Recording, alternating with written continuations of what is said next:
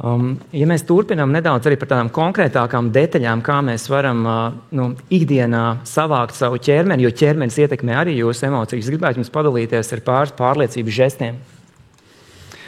Un tagad būs tādi 6 pārliecības žesti, ar kuriem mans ieteikums jums strādāt ir ikdienā, ne tikai publiskās runas kontekstā, jo, kā jau es minēju, ķermenis maina un ietekmē jūsu emocijas. Un pirmā ir bāze. Šī ir bāze.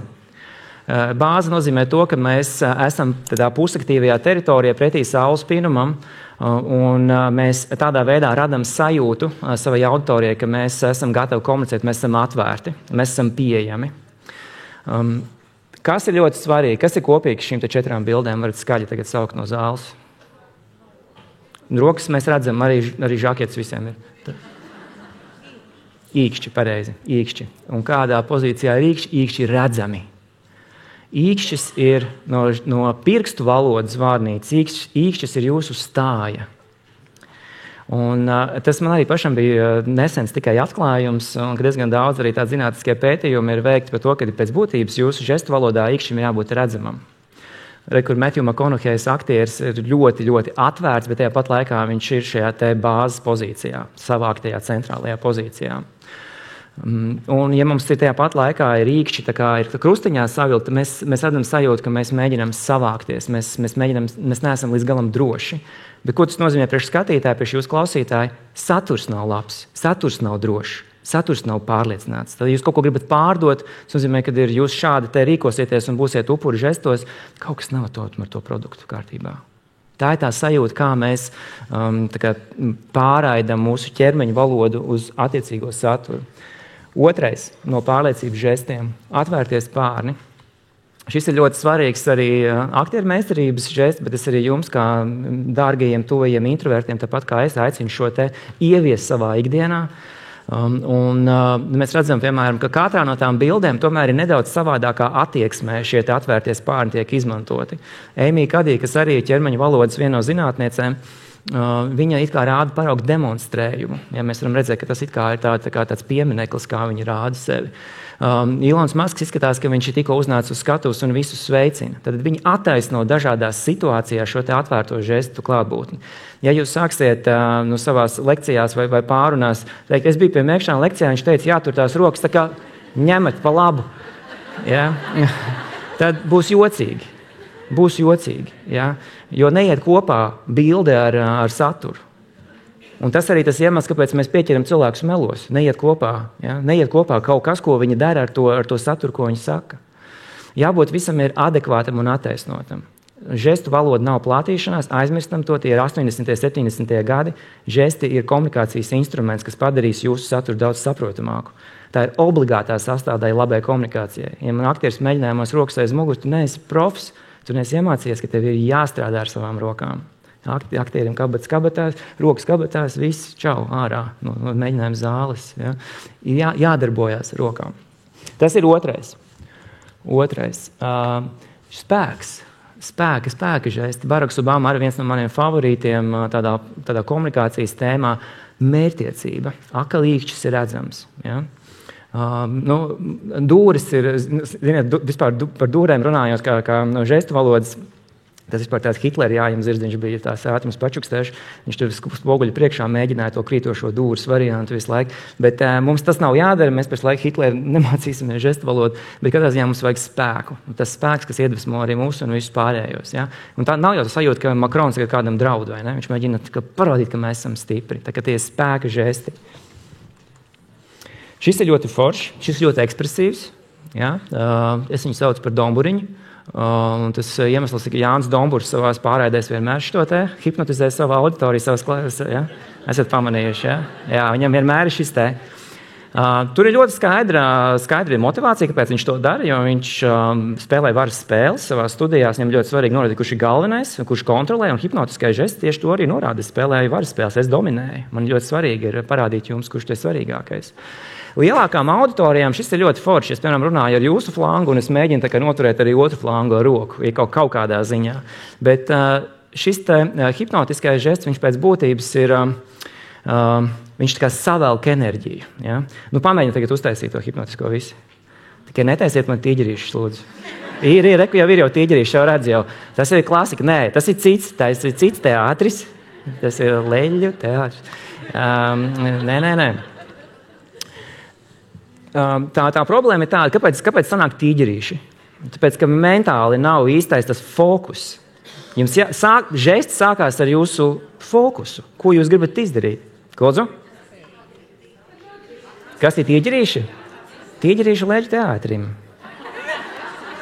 To mums nevajag. Ja jūs runāsiet, piemēram, ļoti labi sagatavotu kaut kādu runu vai prezentāciju vai pārdošanas runu un pēkšņi aizies tīģerīšu, jo mēkšanas man tā lika, jums visi beidzās. Ja neviens no jums neko nepirks, vienkārši skatīsimies uz jums ar foršu smaidu un paldies par uzmanību, mēs dodamies tālāk. Ja? Tīģerīšu nevajag, vienkārši tā ir asociācija, kas uzreiz būvējās. Tā kā šis ir ļoti, ļoti spēcīgs, ļoti labs. Atcerieties vēlreiz, fokus ir pirmajā vietā un pēc tam tā roka tikai papildina. Ja? Dažreiz man aiziet arī driblu, tur kaut kādu mēģināt viņu atkārtot. Lūk, ekspresīvi. Ja jūs turēsiet kaut ko rokās, jūs nekad šo te nevarēsiet izdarīt. Turēsiet rokā mikrofonu, paldies Dievam, tagad ir headsets, un turēsiet klikeru rokā, jūs nevarat uztaisīt visus šos te pārliecības pasākumus. Lūk, par ko jūs tā sapriecājāties? Par Donalda kungu? Redziet, šī saucas punktošana. Ja? Punktošana žests pēc būtības nāk no itāļu šī te slavenā, ja? Liec mani mierā žesta. Ja? Bet punktošana nozīmē, ka mēs tā kā iegraužamies katrā svarīgākajā vārdā, ko mēs runājam. Jums nav visa runa jāpunkto. Tas nav vajadzīgs. Jūs izvēlaties vienu fokusu, vienu punktu, un tad jūs tā kā iepunktojat virtuāli iztēlēt to. Ļoti spēcīgs, kā jūs redzat, dažādas interpretācijas 4 kungiem, kā viņi izmanto šo te vērķi. Tas bija tāds stāsts no itāļu žestu kultūras, kur ir taisīja ultrasonogrāfiju, un tur mamma ir grūtniecības, tur viena no pēdējiem mēnešiem, un tur bērns viņam pretī rāda, liec man mierā ar šo te ultrasonogrāfijā. Ja? Tā kā tur jau ir tā.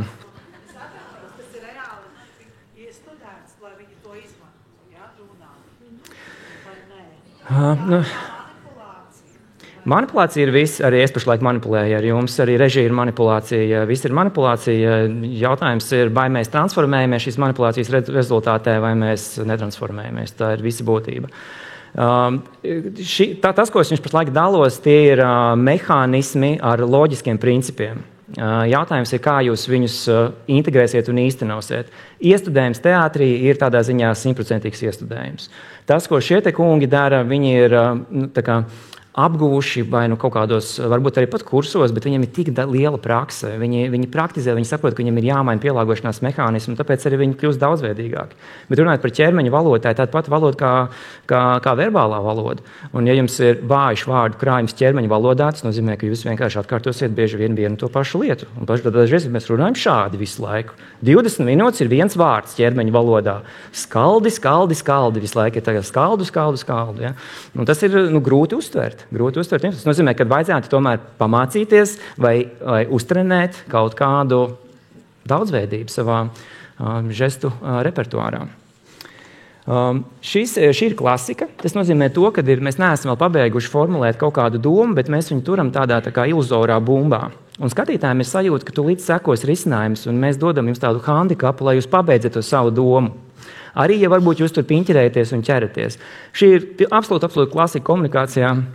Bet viņi arī rada to sajūtu, ka jūs kontrolējat situāciju, un to arī vajag realizēt un īstenot. Tātad šie 6, bija 6, ja? Šie 6 ir pārliecības žesti. Mēs tagad mēģinām to visu salipināt kopā ar James Loera grāmatu par jūsu ķermeņa valodas prasmēm, un jums ir jāmēģina ikdienā, vienalga kur un kādā veidā, sākt realizēt šos te pārliecības žestus. Jo tie mainīs un ietekmēs jūsu emocionālo stāvokli, kas automātiski ietekmēs jūsu veiktspēju. Un tagad paskatīsimies parazītu žestus, kas sabojā visu, kas brucina jūsu jaudu un jūsu spēku. Pirmais ir fizioterapijas kabinets, tas nozīmē, ka ir visa veida laušana, un ko tik es neesmu redzējis, tur ir. Man ar jauniešiem arī ir sadarbība ne tikai kā instruktoram tajā izdzīvošanas skolā, bet arī kā publiskās runas situācijās, un tur viņi visi, es nezinu, kāpēc viņi nostājas autorijas priekšā, viņi sāk krekšķināt tos vienkārši tāda atbalsts aiziet. Tāda. Es nezinu, kāpēc viņi tā dara. Tātad mēs nelaužam rokas, mēs nespīdzinām sevi. Man bija vienreiz viens kungs, kurš uznāca uz skatuves, viņš sāka ar nagu sev kasīt tādu, un es biju pirmā reize, Dievs, nedari to tik sāpīgi. Bet viņš kompensēja to iekšējo sāpju mehānismu tādā veidā. Apakšējais labais stūrs upurītis. Jūs automātiski, it kā visu laiku jūs ķermenis stāsta, neesmu drošs, kaut kas nav līdz galam kārtībā, neesmu pārliecināts. Saturs, ko es runāju, nebūs līdz galam izstrādāts. Ja? Tātad mēs uzmanamies no šādiem te upurīšiem. Mēs neskaramies kaklam klāt. Vienalga kādā veidā. Arī, ja jums tur drausmīgi kasās, iziet labāk ārā, pakasaties, nākat apakaļ, bet neskaraties kaklam klāt. Kakls ir ļoti sensitīva teritorija. Un automātiski, ja jūs, piemēram, uzdodat kādam jautājumu, kas ir diezgan tāds jūtīgs dabas jautājums, un jūs jūtat, ka tas cilvēks uzreiz kaut kā aizliek roku aiz kakla, automātiski tur nav kaut kas kārtībā. Tur vienkārši brūk, tur plaisā tā cilvēka pārliecība. Tas nozīmē, ka viņš nav drošs par to tēmu. Ja? Visa veida pieskārienu kaklam uzreiz dod informāciju, ka ir kaut kas nav kārtībā. Mēs nerādām ar pirkstiem, tā ir klasika, tur ilgi neuzkavēšos. Ja mēs gribam kaut ko norādīt, tad mums ir atvērta dēlna, tas būs daudz ētiskāk un pieklājīgāk. Un mēs nespēlējamies, lūdzu, ja, ar visu, kas mums ir par rokai, auskari, ornamenti, pildspalvas, mati, kam ir viss kaut kādas slaucīšanas. Es esmu redzējis, piemēram, man tā arī ir rāvējslēdzējs šeit džemperim, bet esmu redzējis visus rāvējslēdzējus, ar kuriem vīrieši spēlējās autorijas priekšā.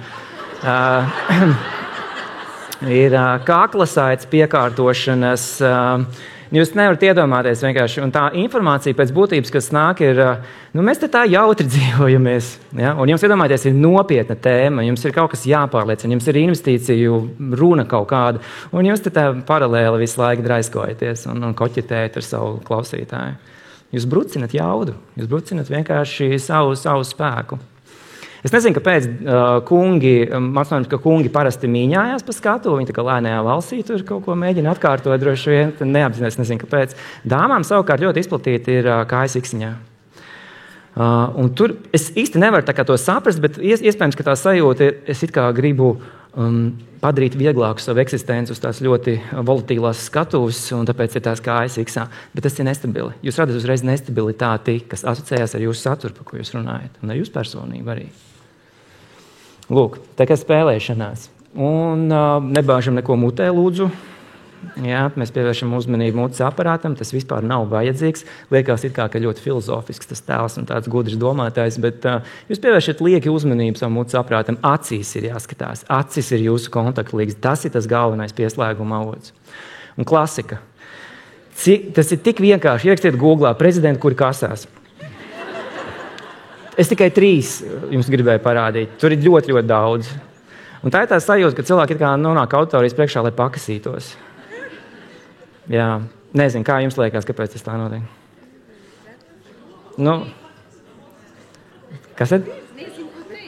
Nezinu, ko teikt. Varbūt, jā. Patiesībā nedrošība, nepārliecināba. Tur tā jau nav droša sajūta, skatoties uz cilvēku, kas kasās autorijas priekšā un mēģina kaut ko parunāt, vai ne?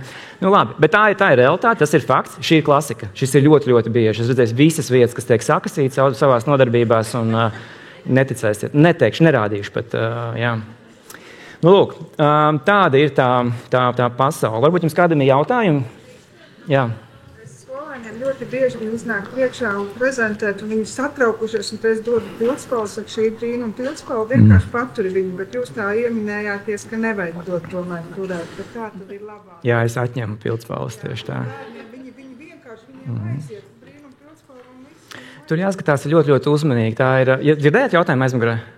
Vienot sakot, ir jautājums par to, kad ir atsimredzot skolotāji dod saviem bērniem klasē pildspalvu, ja viņi ļoti uztraucās. It kā viņi saka, tas tā ir brīnuma pildspalva, te palīdzēs jums savākties un sakārtoties. Es savukārt daru pretējo, es ņemu nost visas pildspalvas, un lai tiešām tās rokas ir brīvas. Bet uztraukums ir absolūti individuāla tēma. Jums ir jāskatās, lai jūs nelauztu to cilvēku, un lai patiesībā varbūt tiešām tā brīnuma pildspalva palīdzēs nedaudz pakāpties tajā pārliecībā tam cilvēkam. Jo, piemēram, arī man bija viena dāma, kura runā no uztraukuma, viņai ir šausmīgi ātri šāda žestikulācija. Es nepārspēlēju tik augstu. Un tas tiešām bojā visu to priekšā. Viņa saka, lūdzu, tu sakrampē rokas, jo šādi grūtāk būs kurbulēt. Ja?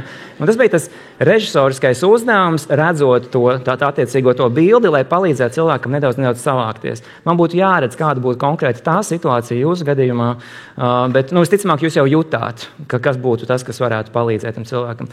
Tādām tautas metodēm, karsts dzēriens, karsts ūdens, tēja, tikai ne kafija, ja? Arī var samazināt uztraukumu par 30%. Uztraukums patiesībā ir ļoti normāla tēma. Mūsu lielais jautājums ir bloķējošs uztraukums. Mums ir jāsamazina bloķējošs uztraukums, kas paralizē domāšanu, izkalst kakls, saraujās pleci un aiziet iksiņš. Ja? Mēs vienkārši tā kā sažņaudzamies. Un, lai mēs to bloķējošo dabūtu, mums bieži vien ir vienkārši fizioloģisks pāris darbības. Tad ir karsts dzēriens, austiņas, mūzika. Es domāju, ka jauniešiem arī var pateikt, vienu minūti paklausies savu mīļāko foršu iedvesmojošo dziesmu. Visu un pēc tam tu norunā. Šis te saimnieka žests, saimnieka kustība, viņi dod spēku 2 minūtes pastāvēt, arī lai tie jaunieši tā dara. Lai viņi runā šādi stāvot, un tas patiesībā rada to ķermeņa sajūtu, es esmu tāds šefiņš, varbūt kaut kādā ziņā, es neesmu pats draudzīgākais cilvēks, bet mums galvenais ir iegūt to spēku, un pēc tam pamēģināsim bez šī saimnieka žesta. Tie ir tādi mazie triki, tie ir īstermiņa triki. Mēs pašlaik ar jums runājam par daudz tādām fundamentālākām lietām. Pozitīva domāšana. Jums ir kādreiz bijusi tāda iespēja būt teātrī aizkulisēs 2 minūtes pirms izrādes sākuma? Ja jums kādreiz būs tāda iespēja, tad piekrītiet šādam te piedāvājumam. Tas, kas notiek 2-5 minūtes pirms izrādes sākuma, ir pilnīgs bērndārs. Jūs nevarat iedomāties, ko tie pieaugušie latviešu meistari dara. Viņi spēlē ķerenes. Tur Ilza Čuzula ar Ievas Segliņu, tur ienāzīšos, tur staigā par to aizmuguri. Viņas ķer viens otru, viņas tā kā bērni tur ņemās, robežnieks pumpējās, Rešetins kaut kur tur skrien un ņemās.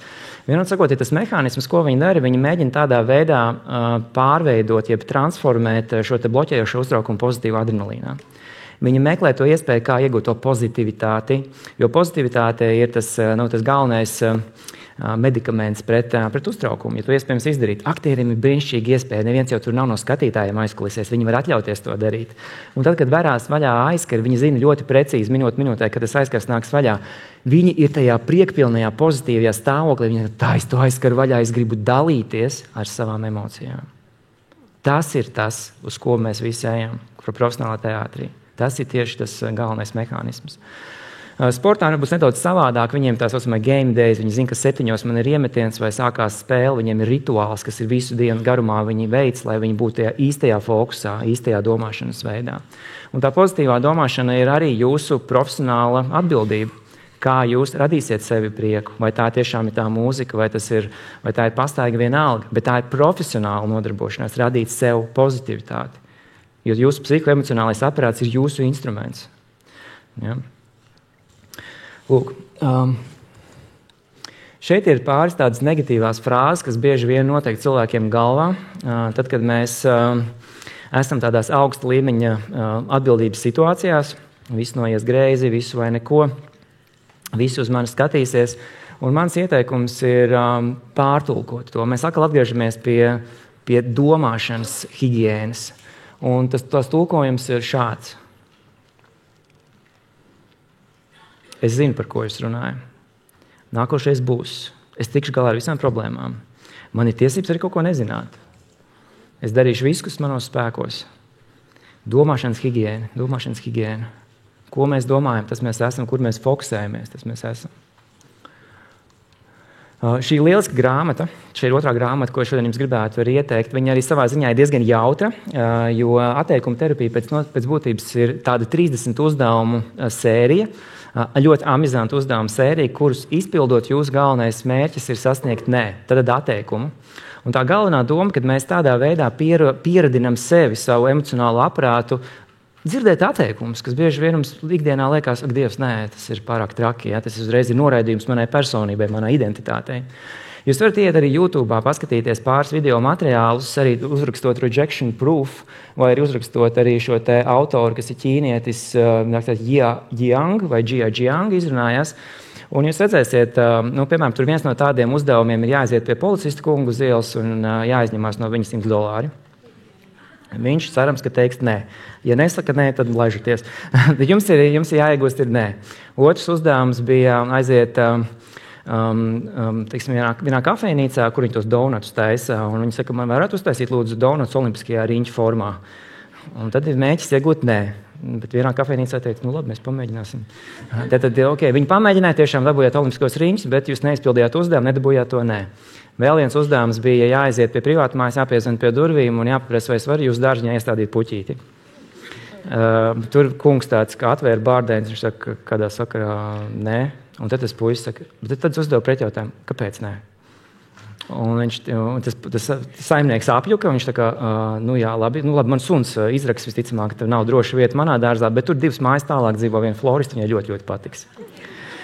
Lūk, atteikuma terapija, brīnišķīgs tāds vingrinājums, jūs varat izklaides pēc paskatīties tos uzdevumus, vai arī iziet tiešām arī šo visu atteikuma terapiju, tas ir 30 dienas, ja nemaldos, ar 30 visādiem amizantiem uzdevumiem, un tā rezultātā cilvēks norūdās. Mēs vienkārši saprotam, ka tam atteikums ir iespēja, ja mēs uzdodam pretjautājumu, kāpēc. Mēs bieži vien pat neuzdodam tos ļoti dīvainos, interesantos jautājumus, kuri varētu pavērties visādas iespējas jūs priekšā vaļā.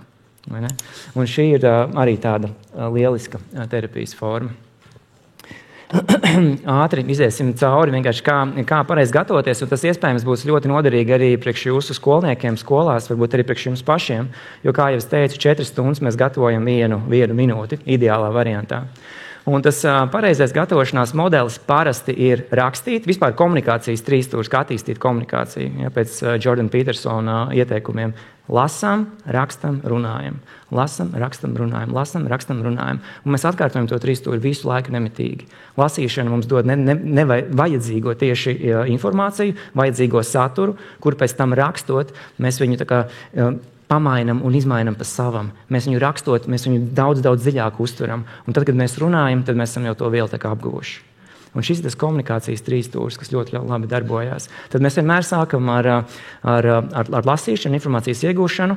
Mēs ejam iekšā rakstīšanā. Ja publiskā runa, tad mēs vienmēr rakstam. Publiskā runa nozīmē rakstīšanu pēc būtības. Un tad notiek ļoti svarīga šī transformācija, kā mēs no rakstītās pasaules pārējām uz runāto pasauli. Ja jūs redzat, ka jūsu skolnieki vai jūsu studenti, viņi karās augšā un viņi kaļ to tekstu, kas ir pilnīgi bezjēdzīgi, iekalt kaut kādus tekstus, tad iesakiet viņiem, lai viņi paņem savus telefonus, lai viņi nofilmē vai ieraksta sevi audio versijā. Viņi teiks, man no tā jau ir iebjās sevi klausīties, bet citu variantu nav, diemžēl. Lai viņi ieraksta sevi teiksim, kaut kādā audio ierīcē un paklausās sevi, kā tas izklausās. Galvenais ir, vai ir atnākusi galvenā ideja, ko es gribēju pateikt. 6 reizes šis process jāizdara. Vienreiz nekas nebūs. Un tad, lai tas, jūs varat arī būt blakām tam skolniekam, lai viņš parāda jums, kā to dara. Otrais ierunā, vai ideja tagad ir labāk noformulējusies, jo katru reizi parādīsies jauni vārdi, jauni izteiksmes līdzekļi, kas viņam varbūt sāks patikt labāk. Ja mēģinājumā, ja, piemēram, jūsu skolnieks saka, man visu laiku ķerās vienā vietā, teiksim, mēģinot kaut ko, tas nozīmē, ka jums ķersies arī atbildīgajā situācijā. Ja mēģinājumā jums ķerās, tā ir pirmā zīme, mainam vai ņemam ārā to mazo teikumu vai to vārdu, kas mums visu laiku ķerās. Jo redziet kā, ja jūs 6 reizes mēģināsiet un jums ķersies, jūs esat iemācījuši savam ķermenim, ka man tur jāķerās. Vienkārši jums tur ķersies visu laiku. Ja? Lūk, un tas pats arī izrādēsim, un mēģinājumos ir visu laiku aktieris kaut ko nevar izdarīt vienā vietā. Es nekliedzu, vienkārši, mēs ņemam ārā šo te mazo epizodīti. Viss pa ilgu, 4 reizes pa ilgu. Profesionālam aktierim bišķiņ ātrāk jāstrādā. Ja? Lūk, kā pareizi gatavoties. Un tad, kad mēs esam pārtulkojuši no rakstītās pasaules uz runāto, kad jūs jūtat, ka jūsu skolnieki domā par idejas aiznešanu, tad jau lielākais darbs ir izdarīts. 80% no veiksmes jau ir panākta. Nākošais ir jau tā saucamā performance, tas veids, kā mēs pasniedzam. Tur mums ir vajadzīgs runāšana, kaut vai spoguļu priekšā. Man bija daži mani runskolas darbinieki, kas saka, jā, es pamēģināju sunim izstāstīt. Suns tev mīl tāpat, vienkārši viņš tev nedos to nepieciešamo, atgriezenisko saiti. Vislabākais tomēr stāstīt ir cilvēkam, ja? Lai jūs redzat to, kā viņš reaģē uz to, ko jūs runājat. Lūk, un tad notiek šī izrunāšana, bet mēs runājam mēģinājumā jau ar visām rokām, ar žestiem, mēs trenējamies, mēs skatāmies šos 6 pārliecināšanas žestus, un tādā veidā mēs virzamies uz priekšu. Jautājumi? Tev viss skaidrs. Labi, krīze. krīze. 5 minūtes pirms krīze visiem. Ja? Parasti visi domā 5 minūtes pirms uzstāšanās ir, kā lai tagad paspēj saslimt, kā lai, kuri durvis šodien tomēr nevarēšu, diemžēl, jo atvainojies, nevarēšu uzstāties, nevarēšu runāt. 5 minūtes pirms. Tātad, te mums nav vairs laika lasīt tekstu vai kaut ko atkārtot, jums ir tikai un vienīgi tautas metodas jāizmanto. Tautas metodas nozīmē saimnieku pozīciju, to, ko jau es rādīju 2 minūtes, austiņās mūzika, kas jūs iedvesmo, termosā silts dzēriens, ja, un aizverat acis un atceraties situāciju, kurā jums viss ir veicies, kur jūs bijāt uzvarētāji, kur jums viss bija fantastiski un ļoti labi gājis no rokas. Visi šīs 4 lietas dariet vienlaicīgi. Un tās nākošās 5 minūtes jūs vienkārši ķermenī un emocijās jūs transformēsieties no tā, ka aiziet projām no tā frontal cortex, kur tās bailes dzīvo, un jūs varēsiet vairāk strādāt un domāt par emocijām, par pozitīvu emociju, ar kuru es gribēšu dalīties. Ja? Tad vēlreiz, jautājums aizmugurē.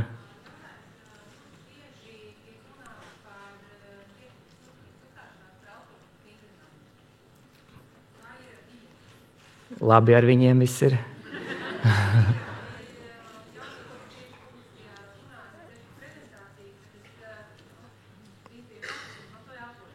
Jā, vienot sakot, nopietna atbilde ir tāda, ka tiem cilvēkiem, kuriem bloķējuši uztraukuma rezultātā aizmirstās elpot, kas, starp citu, ir viena no ļoti tādām izplatītām lietām, kad aiziet tā kā aizdus, tā ka es nevaru vairāk tā kā izelpot vai vispār elpot. Viņiem tiešām ļoti svarīgi, pirms runāšanas ir 3 reizes dziļās ielpas.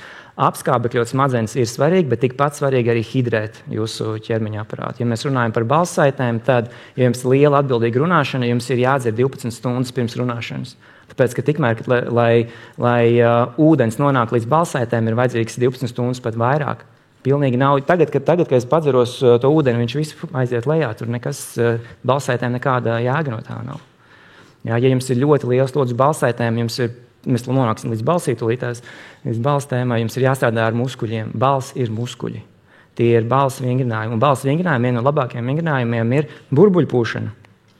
Mēs pūšam burbuļus, ūdens glāze, salmiņš, un vienmērīgi, bez deguna palīdzības, mēs pūšam burbuļus vienmērīgi ar muti 5-10 minūtes. Un jums vienā mirklī jāsāk just, ka pēcībā, lai jūs varētu to spiedienu izturēt, jums jāsāk strādāt ar iekšējiem muskuļiem.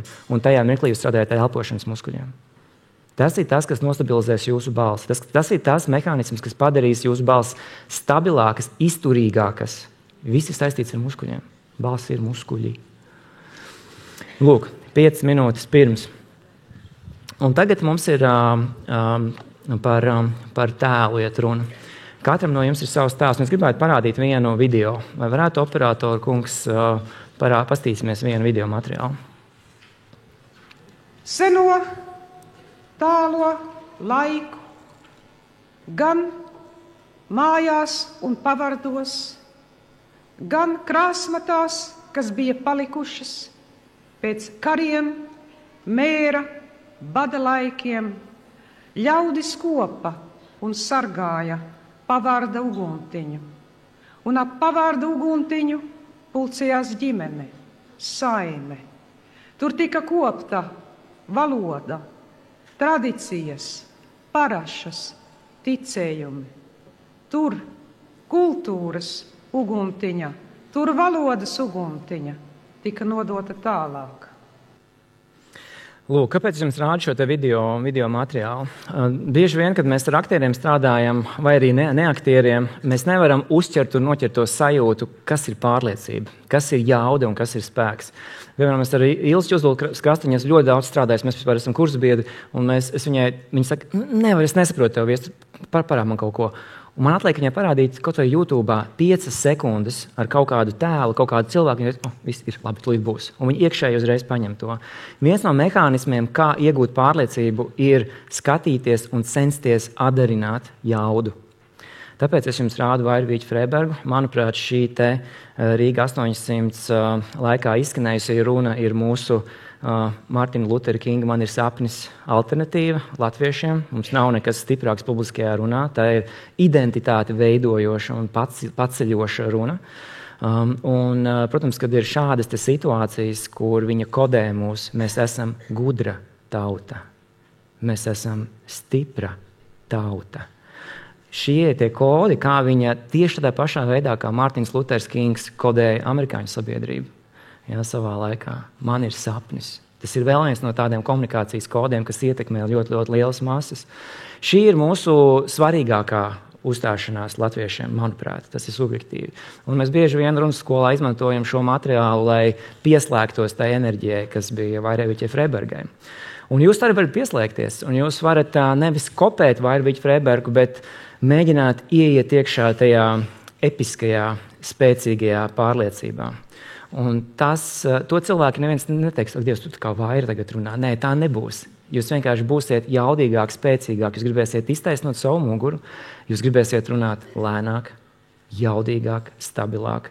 Protams, ka jums jāsaprot, ir kurā situācijās to darīt, bet ja jūs atradīsiet pēc iespējas vairāk šādus te mirkļus, kur tas būs adekvāti, pieņemsim, jūs iemācīsiet sevi būt jaudīgākiem.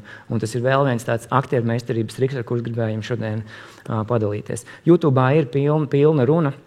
Un starp citu, es tā dzirdēju, ka Vairēviķei Freibergai nebija nemaz plāns celt kājās auditoriju un visiem teikt, mēs esam varani, mēs esam diženi. Viņai nebija tāds plāns. Viņa nonāca pati savas runas laikā. Mēs varam saukt par improvizāciju. Viņa to nebija gatavojusies, bet viņa nonāca. Ja jūs atceraties to runu, viņa sāka runāt par Latvijas hokeju faniem, kuri atbalsta mūsu hokeja izlasi, saucot Latviju. Viss sākās no tā, Latvija, un tad viņa sajūta, ka kaut kas ir. Un pamēģināsim iekodēt viņu ar tiem dainām, ar tiem dainu vārdiem. Mēs esam stipri, mēs esam diženi. Kāpēc šī runa ir super īpaša? Tāpēc, ka viņa runā faktiski dainās. Viņa ir pati autori vairākām grāmatām, un tā valoda ir ļoti, ļoti netipiska latviešu valoda. Viņi izmanto vārdus krāsmatas. Viņi izmanto tādus vārdus, kurus mēs ikdienā neizmantojam. Un līdz ar to tur ir kaut kas ir sakrāli spēcīgs šajā runā. Un mans aicinājums jums ir mēģināt rādīt saviem skolniekiem, saviem studentiem šo te runu. Panalizējiet to, parādiet viņiem to. Iespējams, kādam nebūs interesanti, bet kāds pieslēgsies tā enerģijai, ko Vaira izstrāvo. Un arī pievēršat uzmanību tam, kā viņi iet uz skatuves. Jo atcerieties, jūsu tēls, jūsu personība sākās nevis tajā mirklī, kad jūs sākat runāt, bet tajā mirklī, kad mēs jūs pamanām, kad mēs jūs ierogam, kad jūs pieņemat lēmumu. Tad sākās jūsu personības eksplikācija. Lūk, šis ir mana pedagoga Pētera Krilo citāts, ļoti, ļoti būtisks. Neviens saturs, ko jūs runājat, nedrīkst būt bezpersonisks. Un tā ir lielākā problēma, tad, kad mēs lasām, kad jūsu skolnieki lasa kaut kādu tekstu, mums nav kontakts vispār ar auditoriju, mums ir kontakts tikai un vienīgi ar šo te rakstisko materiālu. Un tad zūd jebkas, tā vairs nav komunikācija. Jums ir jāatrod savu personību. Jebkura jūsu komunikācija nav vienīgais informēšana vai vērtības nodošana. Jebkura komunikācija ir vienlaicīga ar iepazīšanās ar jūsu personību. Jūs vienlaicīgi radat tēlu. Mans aicinājums jums radiet tēlu, ka jūs esat pieejami un atvērti kā personības. Un trešais, ka jūs esat pateicīgi. Tie ir mazie arī politiķu triki, bet mums ir jāmācās no tādām klasiskām labākajām praksēm.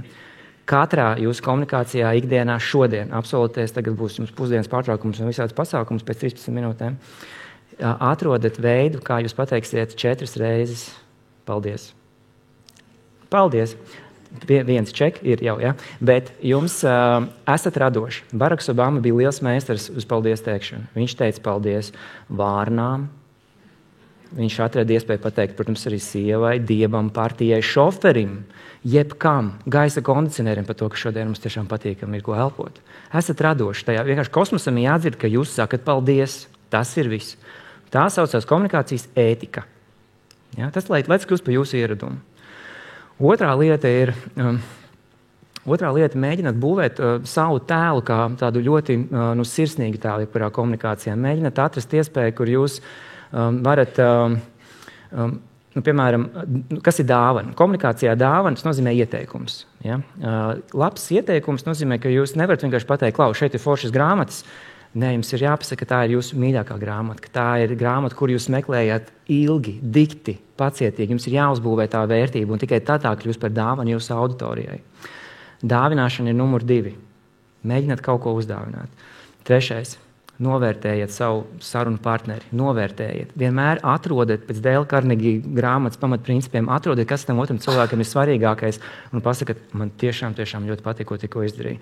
Tas, ko jūs tikko teicāt, bija vienreizēji. Jums bija skaists šķaudiens, viens no labākajiem šodien. Paldies jums par to. Atrodiet, esat radoši, esat radoši visā tajā, kā jūs darbojaties un iedarboties savu auditoriju. Tie laiki, kad jums tikai ir jāinformē, es neteikšu, ka tie ir beigušies. Informācijai un vērtībai ir ļoti liela nozīme, bet jūsu personībā ir tikpat liela nozīme. Es kā pierādījumu jums gribu izstāstīt vienu tiešsaistes komunikācijas novērojumu. Bieži vien tie cilvēki, kur izmanto virtuālās tās sienas aizmugurē, viņi dažreiz aizliek roku tā aiz galvas, un te izveidojās tāds trīstūrs, ko tā virtuālā siena nespēja atkodēt, un kļūst par tādu portālu uz realitāti, un visiem ir tik interesanti, tev kaķis, kādā krāsā tev tapetes ir, tur pudeles stāv, tur sieva kaut kāda staigā. Tas ir tas, kas interesē jūsu auditoriju. Tas ir tas.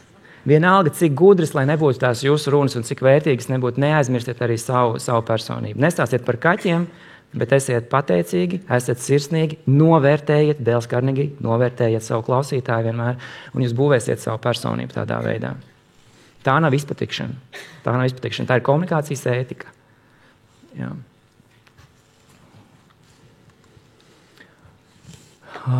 Parunāsim par balsi. Tas ir jūsu instruments, ļoti svarīgs instruments. Es jau nedaudz ieskicēju. Balss ir viens no spēcīgākiem instrumentiem, lai pārējie cilvēki saprast, ka jūs esat droši un pārliecināti. Ar balsi mēs strādājam ilgi. Ja? Kā jau es teicu, tie ir muskuļi. Es jums jau vienu triku jau izstāstīju, tātad burbuļpūšana. Sākumā sākat ar vienu mazo glāzi, pēc tam paņemat Coca-Colas 2-litrīgo pudeli. Vienalga, jebkuru citu 2-litrīgo pudeli. Izliet to kolu ārā, vienkārši ieliet ūdeni, nav svarīgi, kas tur ir, bet jums ir vajadzīgs, ka jūs ar to salmiņu pūtīsiet daudz lielākā tilpumā. Un pamēģiniet 5 minūtes šitā pastrādāt. Jūs jutīsiet šeit, kā tur presīt strādā. Tāpat no presīti ir iekšējie muskuļi. Ja? Vēl viens ļoti labs vingrinājums varat arī skolniekiem, studentiem ieteikt, saucās lūpu trēlis. Lūpu trēlis, es tā gribētu jums visiem kopā to uztaisīt. Tas ir šādi. Jā, malčs, labs. Jā, labi. Tajā skaņā pat nav tas sāls. Tā būtība ir, cik ilgi jūs noturēsiet vienmērīgi šo te. Cik ilgi. Nevajag pārāk stipri tos lūpas saspringzināt, tāpēc nesanāk, tur kaut kas tāds būs. Pārāk vaļīgas lūpas būs. Jums jāatrod tas vidējais, bet ar vienu elpu. Mēģiniet 15 sekundes, 25, 35.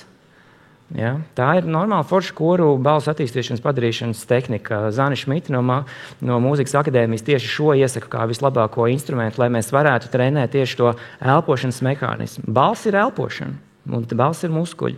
Tātad mums ir burbuļu pūšana, jeb saucās burbuļu fonācija gudrā terminoloģijā, un mums ir lūpu trellis. Šie vingrinājumi jums ir jātaisa katru dienu. Tie ir muskuļi. Jūs nevarat vienreiz uztaisīt un aizmirst. Ja? Runas skolā mums ir 30 dienu programma, un tad mēs varam salīdzināt šos rezultātus, kā bija 1. dienā un 30. dienā. Un tie rezultāti patiesībā ir tādi, jūs pēkšņi nesākat runāt Merlins Monroe balsī. Nē, bet jūsu balss kļūst stabilāka, un to gan var just. Viņa kļūst stiprāka, un to var just. Stiprāka nozīmē zemāka uzreiz. Ja? Lūk, un arī Zana Šmita arī iesaka plankā stāvēt, arī kā balss attīstīšanas mehānisms, bet ar vienu ļoti svarīgu noteikumu – planks, bet jums jāelpo plankā. Jūs nedrīkstat saspringt. Un patiesībā vislabākais esat plankā un dziediet. Ja, diezgan sarežģīts uzstādījums, bet tas arī vēl viens tāds Zanas Šmitas ieteikums.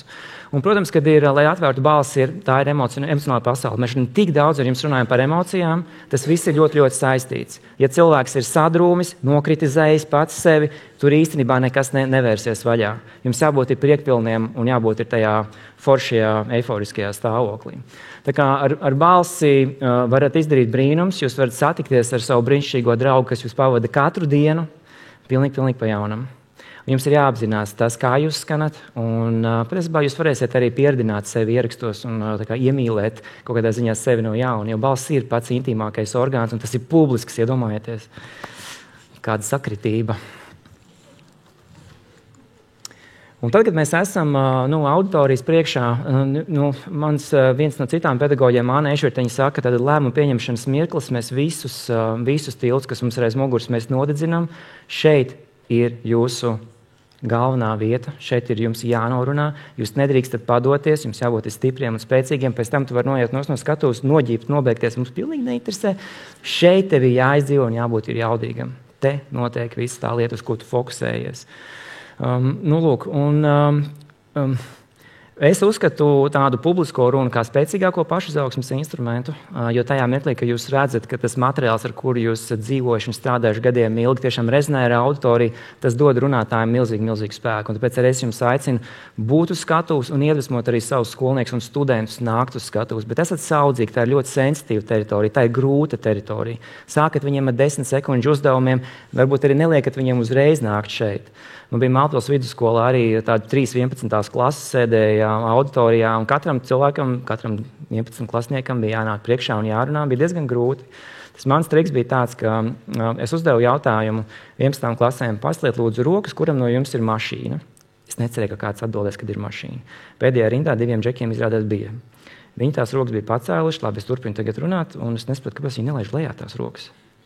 Izrādās, ka visas tās pirmās rindas, kamēr viņi paskatās un novērtē, ka viņiem ir tās paiet laiks, un viņi tāpēc arī turēja tās rokas visu laiku augšā. Un es tajā mirklī tikai sapratu, ka es devu iespēju tiem džekiem aizmugurē palielīties. Viņiem tas bija ārprātīgi svarīgi. Un, protams, ka es izmantoju to savā labā. Es pēc tam saku, Klau, tagad mums vajadzētu kādus brīvprātīgos, kas tagad nāks un padalīsies ar savām publiskām uzstāšanās reizēm. Klāv, negrib atnākt. Viņš pirmais vienkārši bez domāšanas uzreiz bija šeit priekšā. Viņš parādīja piemēru visiem pārējiem. Viņš redzēja, ka patiesībā nekas tur sāpīgs nav. Pēc tam Klāva draugs Edgars atnāca priekšā, un pēc tam jau visi pārējie. Viņi kļuva par maniem labākiem asistentiem tās darbnīcas ietvaros. Tas triks ir Dēla Karnegija triks. Atrodi to, kas otram cilvēkam ir svarīgākais, un iedod viņam iespēju palielīties. Tas ir viens no tiem mehānismiem, labiem paraugiem, kā mēs uzdodam jautājumus auditorijām. Ja? Tas par tām 11. klasēm, par tiem skolniekiem. Un tādā veidā mēs viltīgi viņus dabūjam uz tās skatuves, un lai viņi aug. Un viņi bija visi priecīgi. Viņi pārējie arī atbalstīja viens otru. Viņi pēc bija forši. Viņi ļoti, ļoti draudzīgs kolektīvs. Teksta aizmiršana rodās tikai un vienīgi tāpēc, ka mēs to iekaļam. Tikai un vienīgi. Ātrais triks, kā neaizmirst tekstu, ir tāds, kad ir mēģināt ievadu mācīties savā mājā koridorī, fiziski, priekštelpā. Sēžat tur ir mēteļi kaut kādi tur kaķu kaste, kas tur vēl koridorī ir. Vienalga. Koridorī mēs tikai un vienīgi atkārtojam ievadu. Pēc tam mēs aizejam guļamistabā mēs pirmo bloku, pēc tam mēs aizejam darbistabā, otro bloku, trešo bloku virtuvē, ieteicams kaut ko darot, tur lejot kaut ko, un finālu uz balkona. Tas tagad ir nākošais izaicinājums. Tad mēs pa stūriem. Tad ir vienas istabas stūrī viena daļa, otrās istabas stūrī otra daļa. Klau, bet princips nemainās. Ja? Tas ir galvenais. Jūsu atmiņa ir vizuāla. Atmiņa ir telpiska. Tā ir atbilde uz to jautājumu, kā jūs aktieri varat to tekstu iemācīties. Precīzi tieši atbilde šeit. Tāpēc, ka mēģinājumos viņiem ir mizansscēnas. Viņiem ir konkrēts krēsls un konkrēts galds konkrētā vietā, kad viņi aiziet apsēžas, viņiem jāapsaka viena frāze. Viņi to dara entās reizes. Un patiesībā tā sajūta ir tāda, ka tu apsēdies uz tā krēsla konkrētā vietā, tas teksts pats lejupielādējās. Tikai tāpēc, ka mēs izejam cauri tam navigācijai, tai telpiskajai lietai. Pamēģiniet, tas ir forši, un varbūt arī jūsu skolniekiem, studentiem arī tas varētu ļoti lieti noderēt, jo smaržas arī ir viens no tādiem ļoti spēcīgiem impulsiem, lai kaut ko varētu atcerēties. Es par to kaķu kastu. Šī savukārt ir mana mīļākā grāmata. 2 stundu lasām viela, ārprātīgi oriģināla, netipiska literatūra. Tā ir kombinācija ar kādu dokumentalitāti, ar stāstiem, ar vēstures stundām. Kaut kas tik oriģināls, es nekad mūžā nebiju lasījis. Autori Rebeka Solnita, viņa dzīvo Kalifornijā. Viņa ļoti daudz grāmatas uzrakstījis, un šī grāmata saucās Rokas grāmata, kā pazaudēties. Un tā galvenā ideja man pilnībā satrieca, jo viņa saka, ka katram cilvēkam ir jābūt regulāri tādās situācijās, kur mēs jūtamies pazuduši. Un tās nav tikai geogrāfiskas teritorijas, tās ir arī literatūras teritorijas, tās ir mākslas teritorijas, tās ir attiecību teritorijas. Daudz teritorijas, kuras mūs visus iekļauj un aptver, un ļoti svarīgi ir būt pazudušiem, lai mēs pēc tam varētu atrast arī sevi. 2 stundu materiāls, kas mani vēl joprojām iedvesmojas. Viņu kaut kādā veidā mēģināja ietēpt izrādes valodā, bet vēl neesmu atradis to īsto formulu, kā to parādīt, bet jūs varat izlasīt šo grāmatu. Un man liekas, ka tā būtu tāda fantastiska restartēšanās lasām viela.